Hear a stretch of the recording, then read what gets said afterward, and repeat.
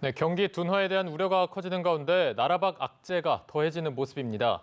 미국발 경기 침체 우려까지 제기된 건데요. 이승국 기자가 나라 안팎의 경제 상황을 짚어봤습니다.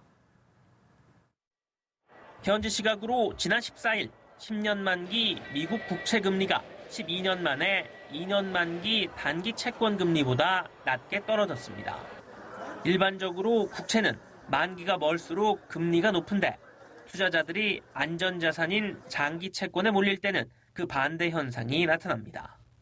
특히 1978년 이후 2년물과 10년물 미 국채 금리 역전 현상이 일어난 5번 모두 미국의 경기 침체로 이어진 터라 우려가 커지고 있습니다. 우리나라로서도 미중 무역 갈등이 관세 전쟁으로 번질 조짐을 보이면서 수출 전선에 들이운 먹구름이 짙어지는 가운데 악재 하나가 추가된 셈입니다. 실제 미국발 경기 침체 공포 여파로 우리나라와 일본 등의 증시는 약세를 보였고 우리 채권 시장의 3년 만기와 10년 만기 국고채 금리 차이는 11년 만에 최저 수준까지 좁혀졌습니다.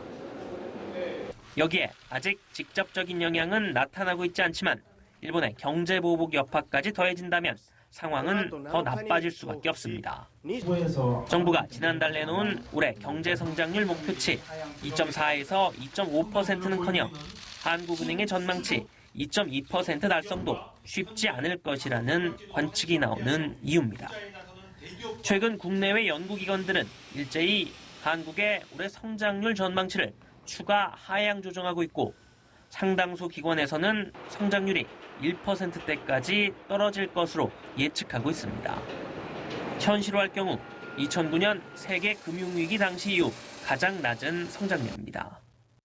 2%대 초반 정도를 중심으로 해서 대외 충격의 크기나 방향에 따라서 플러스 마이너스가 될 수 있는데요.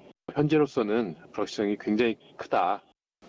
대외 불확실성 확대에 따라 긴급 금융시장 점검회를 연 금융위원회는 모든 가능성을 염두에 두고 시장 안정 조치를 준비하겠다고 밝혔습니다. 연합뉴스TV 이승국입니다.